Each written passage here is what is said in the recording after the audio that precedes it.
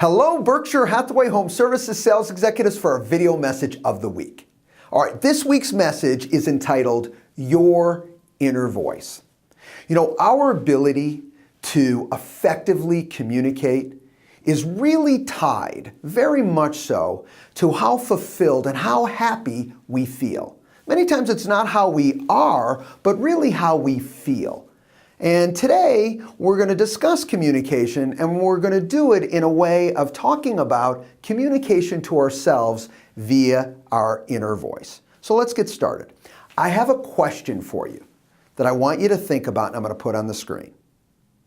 Does your inner voice help you to stay positive, productive, and on course to live a more fulfilled life, or does your inner voice tend to hinder or sabotage your path to happiness, success, and fulfillment? Now, that's a huge question, but it's so very important. And here's what I'd like to do. I want to share with you some facts about all our inner voices, and then of course I'm going to share with you some solutions that I think can help you in dealing with your inner voice, or let me say managing your inner voice, because we all have it. Okay? The key is to manage it. All right, let's get started. All right.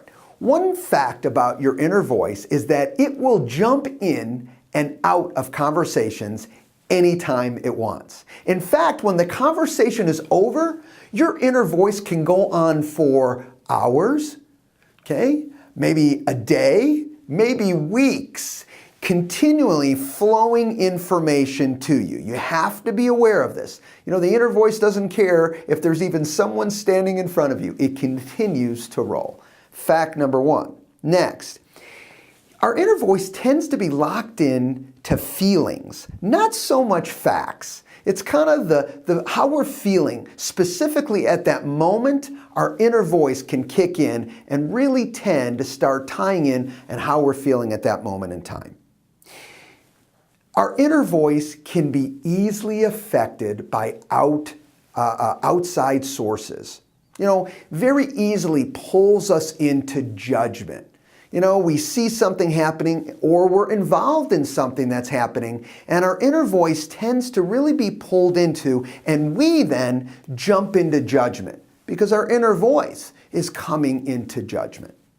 And last, but certainly not least, I want you to internalize that your inner voice has really no filter and rarely asks questions. Okay, just goes right into talking. Doesn't ask key questions, just go right into talking to you and throws that out without really doing its homework quite often. All right, so we have the facts of our inner voice. Very, very important. Now, how do we work with our inner voice as effectively as we possibly can? All right, so here are some solutions. First, I want you to embrace the facts about your inner voice that I shared with you. Embrace it. Don't fight it. Okay? Don't try and dispel it. Just understand, you know what? Okay, my inner voice works this way. Once you internalize it, we can work with it. Secondly, I want you to manage it. I want you to commit to managing it. There's two ways this works.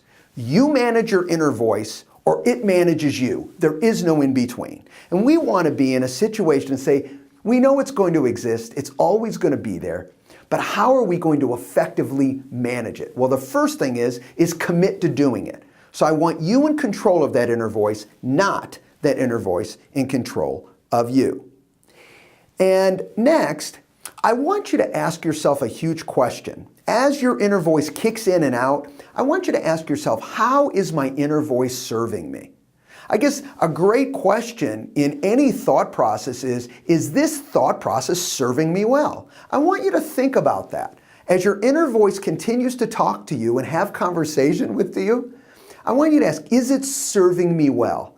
Because see, if it's not serving you in a way that's helping you moving towards happiness, success, and a more fulfilled life, then something's got to change.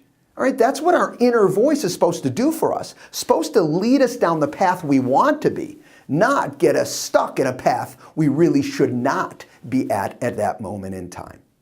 And last but certainly not least, when dealing with your inner voice, I want you to go in search of people with an alternative opinion to yours. See, normally we end up going and we end up hanging around the people to get support in what we're thinking.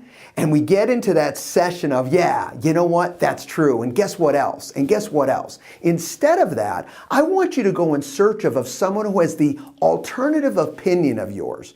Maybe it's how to specifically invest. Maybe it's something that you're dealing with. Maybe it's outside of business. Whatever it is, I want you to go in search of someone who can give you an opposite view. Because when you have that opposite view, and these additional comments or questions come that isn't what your inner voice is telling you, it's opposite of what your inner voice is telling you, what a great opportunity for you to evaluate and saying, you know what? Maybe my thought process needs to be tweaked. Maybe I'm not taking everything into consideration. All right? Your inner voice is going to be there forever, for all of us. Let's make sure we're in command of it. Have a great week, everybody. We'll talk to you next week. Bye-bye.